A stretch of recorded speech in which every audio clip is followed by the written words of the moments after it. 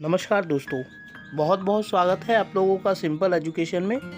दोस्तों, यदि आप 9वीं कक्षा के विद्यार्थी हैं तो ये वीडियो आपके लिए है और इसमें हम बात करने जा रहे हैं हिंदी की पाठ्य पुस्तक क्षितिज के 6ठे अध्याय प्रेमचंद के फटे जूते के बारे में, जिसके लेखक हैं हरिशंकर परसाई। तो चलिए देखते हैं इस अध्याय को शब्द ब शब्द। प्रेमचंद का एक चित्र मेरे सामने है। पत्नी के साथ फोटो खिंचा रहे हैं। सिर पर किसी मोटे कपड़े की टोपी, कुर्ता और धोती पहने हैं। कनपटी चिपटी है, गालों की हड्डियां उभर आई हैं, पर घनी मूछें चेहरे को भरा भरा बतलाती हैं। पावों में कैनवस के जूते हैं जिनके बंद बेतरतीब बंधे हैं।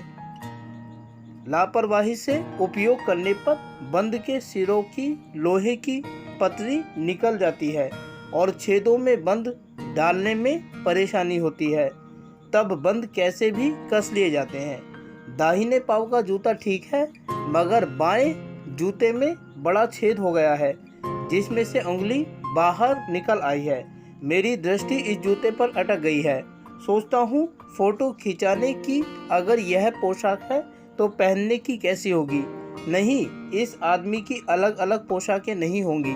इसमें पोशाकें बदलने का गुण नहीं है।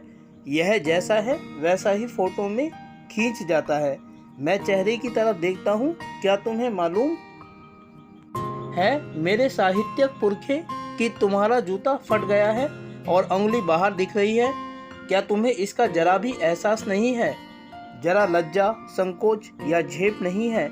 क्या तुम इतना भी नहीं जानते कि धोती को थोड़ा नीचे खींच लेने से उंगली ढक जा सकती है? मगर फिर भी तुम्हारे चेहरे पर बड़ी बेपरवाही, बड़ा विश्वास है। फोटोग्राफर ने जब रेडी प्लीज कहा होगा तब परंपरा के अनुसार तुमने मुस्कान लाने की कोशिश की होगी। दर्द के गहरे कुएं के तल में कहीं पड़ी मुस्कान को धीरे धीरे खींचकर ऊपर निकाल रहे होंगे कि बीच में ही क्लिक करके फोटोग्राफर ने थैंक यू कह दिया होगा। विचित्र है यह अधूरी मुस्कान। यह मुस्कान नहीं, इसमें उपहास है, व्यंग्य है। यह कैसा आदमी है जो खुद तो फटे जूते पहने फोटो खिंचा रहा है पर किसी पर हंस भी रहा है। फोटो ही खिंचाना था तो ठीक जूते पहन लेते या ना खिंचवाते। फोटो ना खिंचवाने से क्या बिगड़ता था? शायद पत्नी का आग्रह रहा हो और तुम अच्छा चल भाई कहकर बैठ गए होंगे। मगर यह कितनी बड़ी ट्रेजेडी है कि आदमी के पास फोटो खिंचाने को भी जूता ना हो। मैं तुम्हारी यह फोटो देखते देखते तुम्हारे कलेश को अपने भीतर महसूस करके जैसे रो पड़ना चाहता हूँ, मगर तुम्हारी आंखों का यह तीखा दर्द भरा व्यंग्य मुझे एकदम रोक देता है। तुम फोटो का महत्व नहीं समझते होते तो किसी से फोटो खिंचाने के लिए जूते मांग लेते। लोग तो मांगे के कोट से वर दिखाई करते हैं और मांगे की मोटर से बारात निकालते हैं। फोटो खिंचाने के लिए तो बीवी तक मांग ली जाती है। तुमसे जूते ही मांगते नहीं बने। तुम फोटो का महत्व नहीं जानते। लोग तो इत्र चुपड़कर फोटो खिंचाते हैं जिससे फोटो में खुशबू आ जाए। गंदे से गंदे आदमी की फोटो भी खुशबू देती है। टोपी 8 आने में मिल जाती है और जूते उस जमाने में भी 5 रुपए से कम में क्या मिलते होंगे। जूता हमेशा टोपी से कीमती रहा है। अब तो जूते की कीमत और बढ़ गई है और एक जूते पर 2500 टोपियां न्यौछावर होती हैं। तुम भी जूते और टोपी के आनुपातिक मूल्य के मारे हुए थे। यह विडंबना मुझे इतनी तीव्रता से पहले कभी नहीं चुभी जितनी आज चुभ रही है जब मैं तुम्हारा फटा जूता देख रहा हूँ। तुम महान कथाकार, उपन्यास सम्राट, युग प्रवर्तक, जाने क्या क्या कहलाते थे, मगर फोटो में भी तुम्हारा जूता फटा हुआ है। मेरा जूता भी कोई अच्छा नहीं है। यूं ऊपर से अच्छा दिखता है, उंगली बाहर नहीं निकलती, पर अंगूठे के नीचे तला फट गया है। अंगूठा जमीन से घिसता है और पैनी मिट्टी पर कभी रगड़ खाकर लहूलुहान भी हो जाता है। पूरा तला गिर जाएगा, पूरा पंजा छिल जाएगा, मगर उंगली बाहर नहीं दिखेगी। तुम्हारी उंगली दिखती है पर पांव सुरक्षित है। मेरी उंगली ढकी है पर पंजा नीचे घिस रहा है। तुम पर्दे का महत्व ही नहीं जानते। हम पर्दे पर कुर्बान हो रहे हैं। तुम फटा जूता बड़े ठाठ से पहने हो, मैं ऐसे नहीं पहन सकता।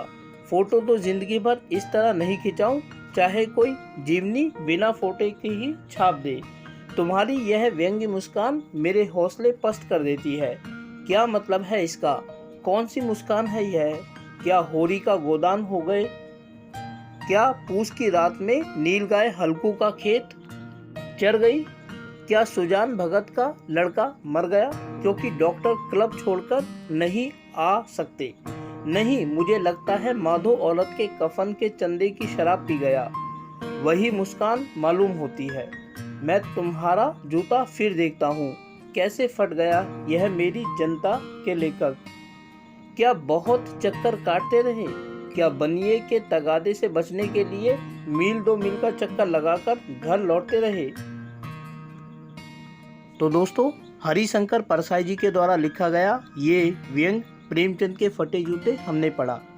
इसमें हरिशंकर परसाई ने प्रेमचंद के फटे जूतों के माध्यम से समाज में फैली दिखावे की संस्कृति की तरफ ध्यान दिलाया है और उस पर कुठाराघात किया है। उन्होंने प्रेमचंद के फटे जूतों के माध्यम से दिखाया है कि वर्तमान समय में समाज में दिखावे की संस्कृति किस तरह प्रचलित है, और कुछ लोग ऐसे हैं जो इस दिखावे से कोसों दूर है, जो जैसे हैं वैसे ही नजर आते हैं।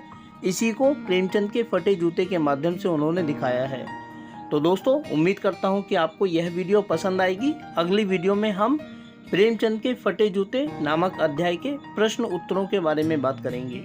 फिलहाल आप लोगों से विदा लेना चाहूँगा। वीडियो को देखने के लिए आपका बहुत बहुत धन्यवाद।